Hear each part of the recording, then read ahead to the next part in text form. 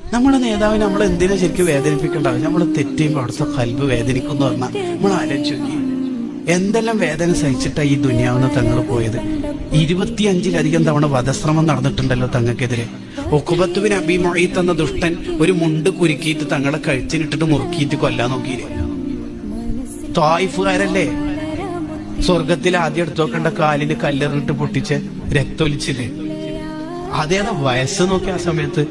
എന്നിട്ട് തളർന്നിരിക്കുമ്പോ ആ പിള്ളേർ വിളിച്ച വിളിയുണ്ട് നിങ്ങള്. ലോകത്ത് ഒരു മനുഷ്യനെ വിളിക്കാൻ പറ്റുന്ന ഏറ്റവും വൃത്തികെട്ട ചീത്തയെ വിളിച്ച് ഭ്രാന്തൻ. ലോകത്തെ ബുദ്ധിമാനായ നേതാവിനെ കേട്ടു, അതും കേട്ടു. വിശന്നിട്ട് കല്ല് കിട്ടിയാൽ നിൽക്കാനൊക്കെ പറ്റൂ, വേണമെങ്കിൽ ഇരിക്കുകയും ചെയ്യാം. കിടക്കാൻ പറ്റൂല കല്ല് കിട്ടിയാൽ. കല്ല് മാറ്റിവെച്ച് കിടക്കുമ്പോ വയറുവേദന വരാൻ തുടങ്ങി. ആയുഷ്മന്താക്കൽ നരപാതിരാക്ക് അടുത്ത വയറ് തടവി കൊടുക്കും. സ്വർഗത്തിന്റെ രാജാവിന്റെ കഥയെ പറയണം.